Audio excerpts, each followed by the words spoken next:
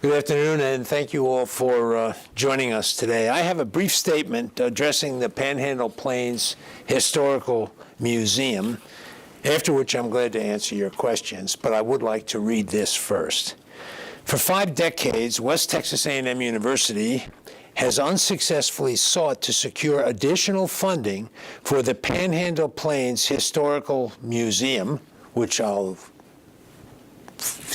continuously referred to as the museum, which houses the artifacts owned by the Panhandle Plains Historical Society, which I'll refer to as the Society. State funding for the museum has decreased 65% since 1984 after changes were made by the Texas legislature. I invite you to refer to a detailed timeline which can be found at wtamu.edu/PPHM timeline. This will show you all the museum-related efforts for the past decade, addressing issues and attempting to secure funding for the museum.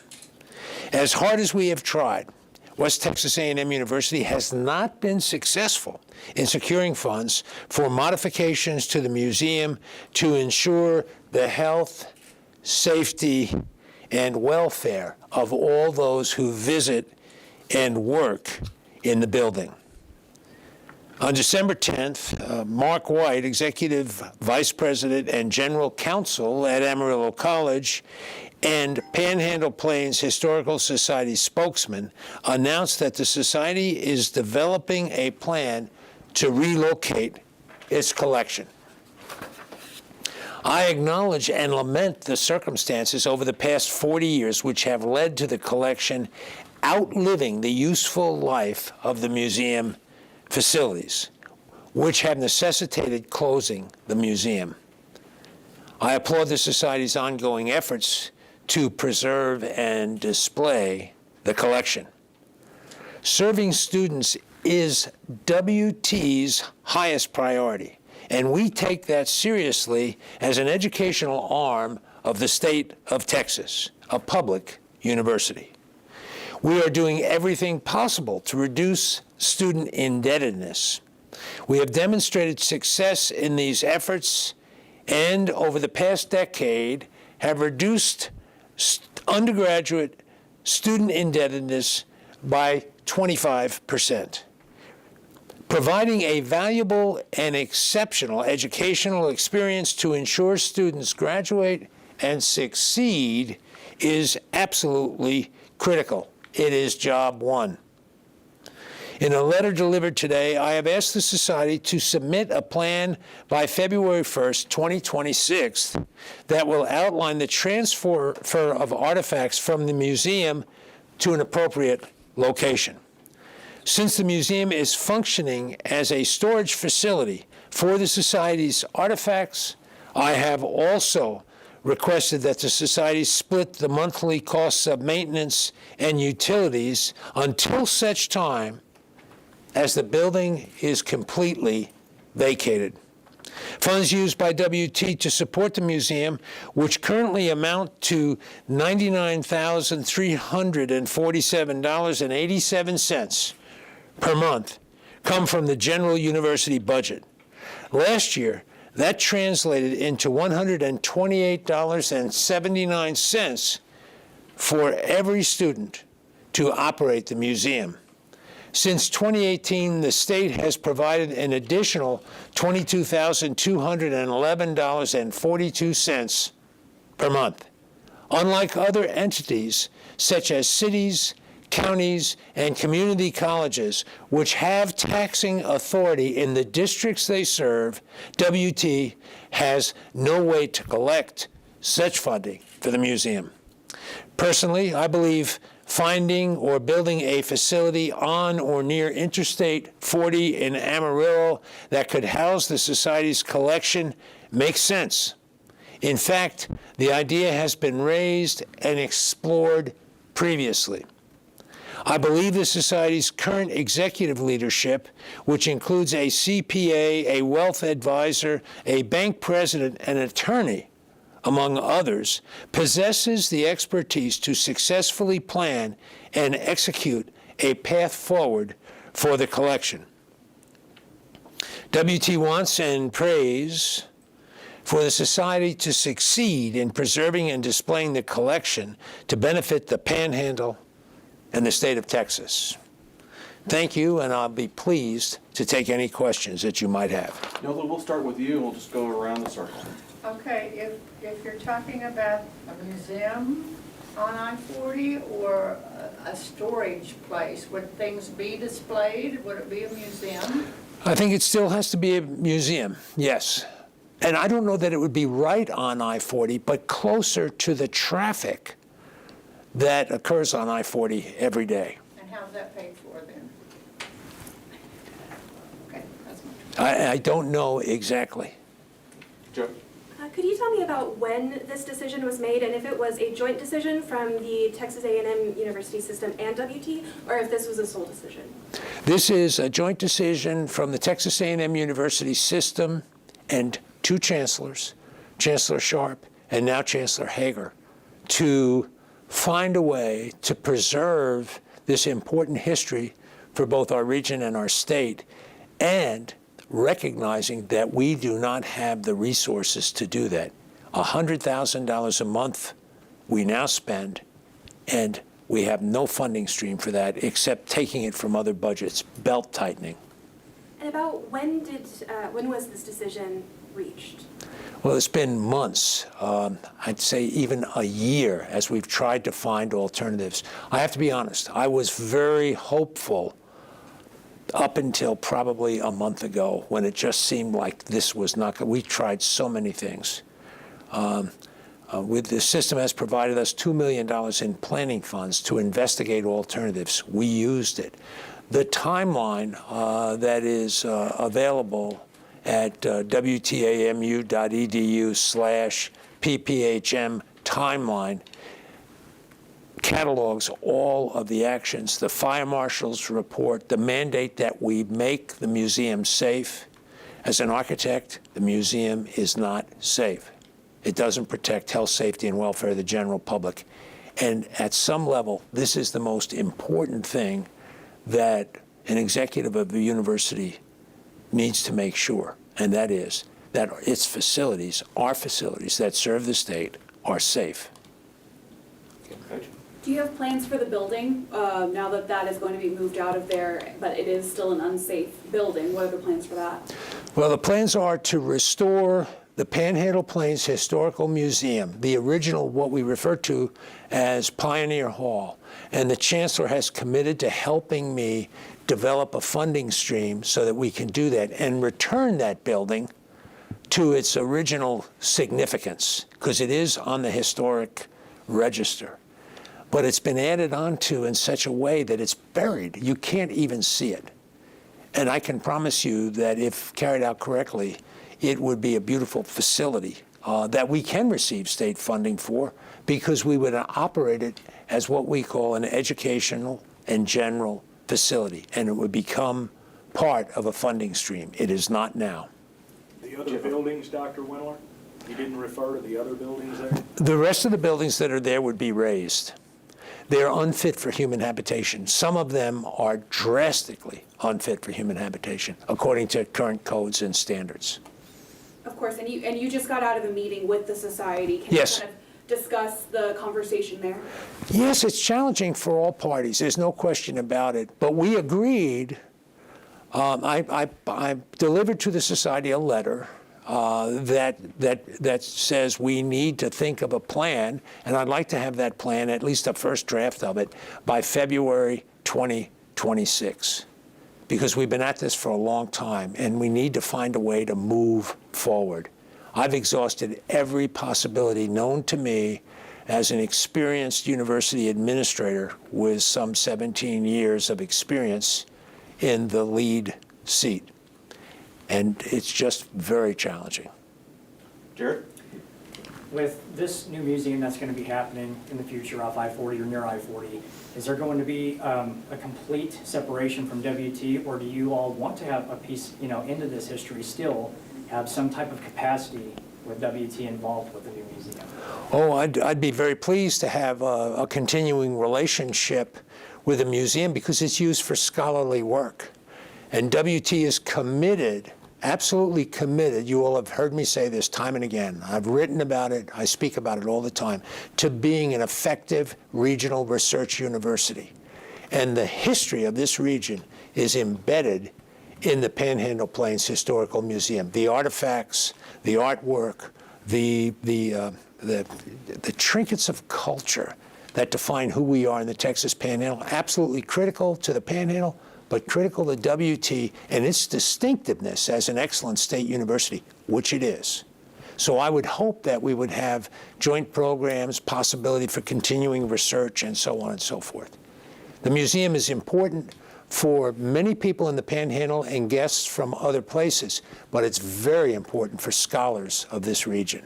Was that discussed in the board meeting this afternoon? No, we didn't talk too much about that. We're focused on trying to get a timeline, and it is a daunting task. We look at this task that's required of us and say, what do we do next?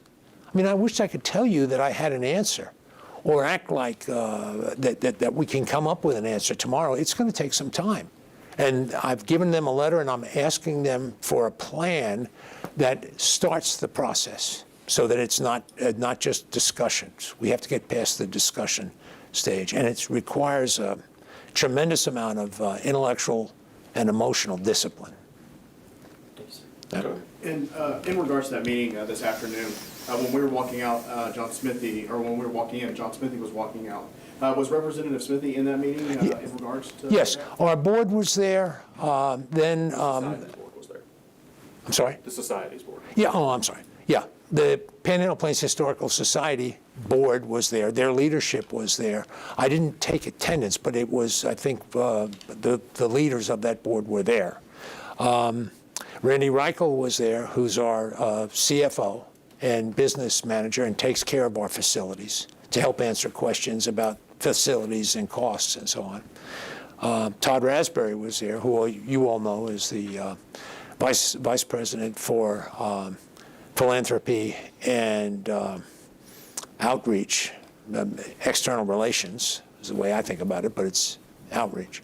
John Smithy was there because he has a very strong sense of how important this museum is, and he has taken the time with me to go over these documents and look through this to see what we've tried to do and where we have fallen short. And we haven't been able to raise the money. And Mark Bibbins was there to be, and I quote, a concerned citizen whose commitment to the Texas Panhandle is inarguable. 4 generations of Bibbins have been connected and help lead this very critical part of the state of Texas.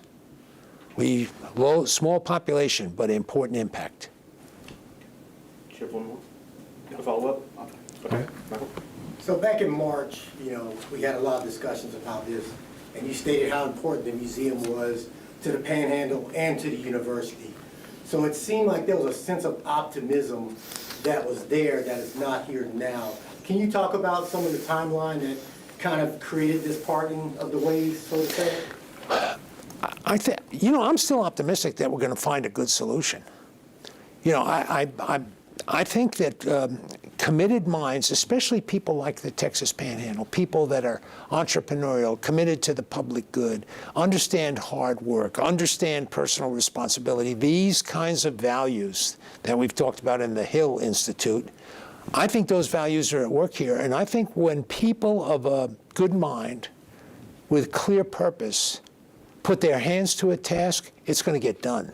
And I think we'll get it done.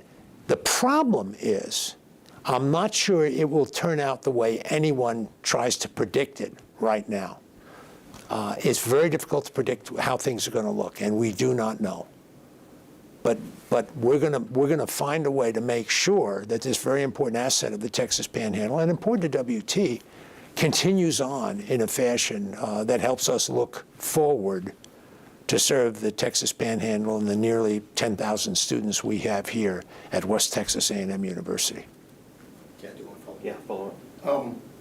So you stated, and I want to make sure I get this correct, that y'all would share the expense until they get everything moved. That is our proposal, because, you know, that's our proposal to them, and the board will have to decide if they feel like that's a legitimate, proposal or proposition. But that is stated in the letter, that I'd like to see us share the costs of the museum, basically taking care of the heating and the cooling and the lights, air conditioning, very important over there. We think about air conditioning in terms of human comfort, but in that facility, temperature and humidity control is critical to the artifacts. Those things have to be cared for properly, and we want to continue to do that, but it's expensive. Do you think that would be, One follow-up. well, the one follow-up was really, I was just verifying that. Okay, go ahead. Do you think it would be more difficult because their back is kind of against the wall to find a place for them to split that cost, or is that really immaterial?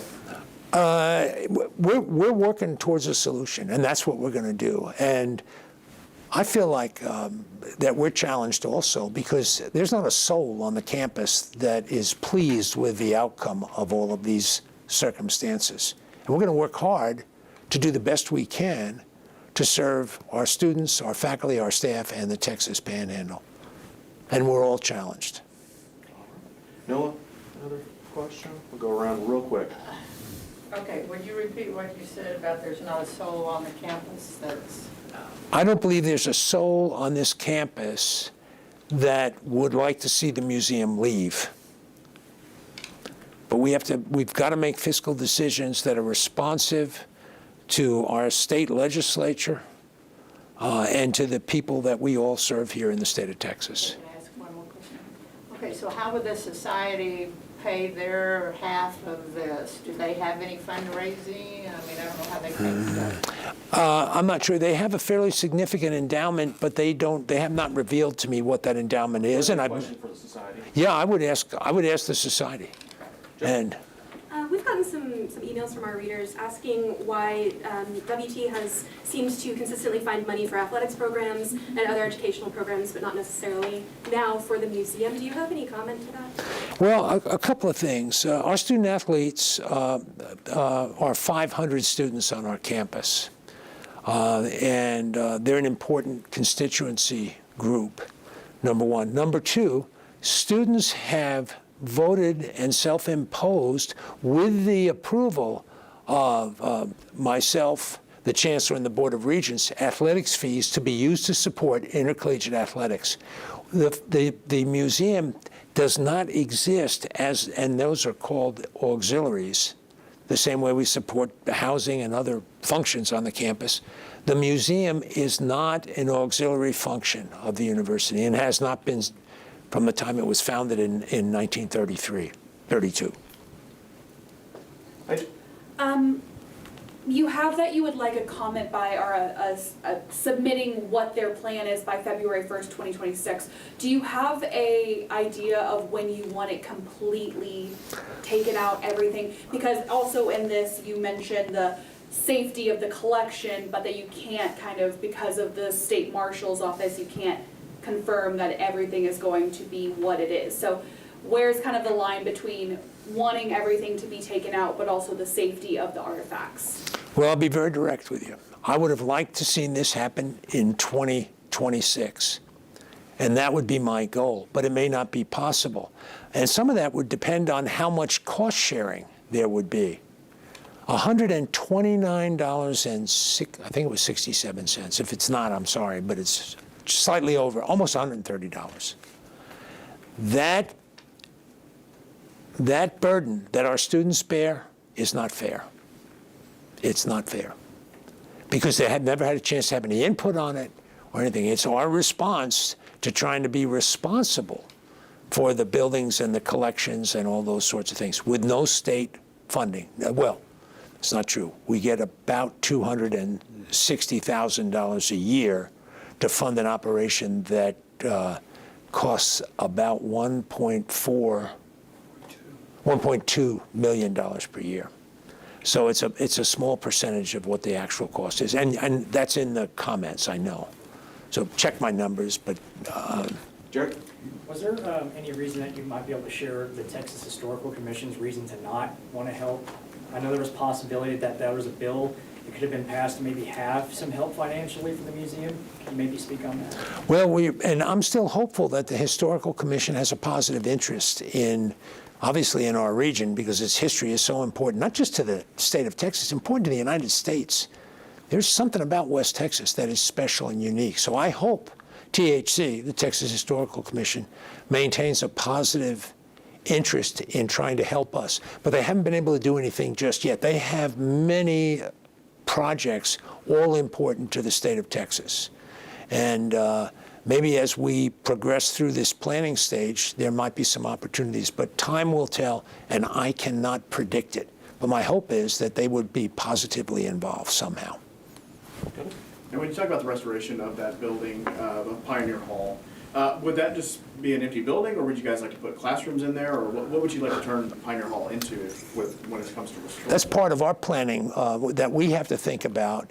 And, you know, it would definitely could be a place for special events of various kinds, where people have talked about a welcome center. We're going to look at the whole, the context of that building and its location and its import to the campus.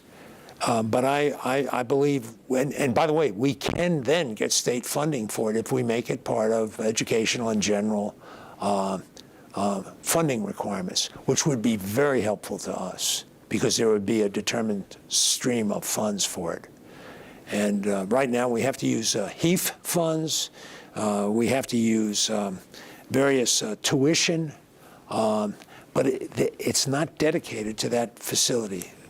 When Pioneer Hall is renovated, it will be supported appropriately through a steady stream of funds. Michael? Just one question. I know we've had different agreements over the year, you know, for WT and the museum.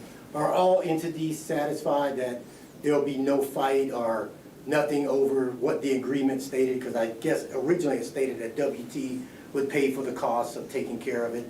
Is there any objection to that from the other group, or any possibility that they could try to pursue legal action? I haven't heard that they could, but I'm just wondering from your viewpoint, is it an agreement that's stated? Well, that wouldn't seem to me to be a positive path for a number of reasons.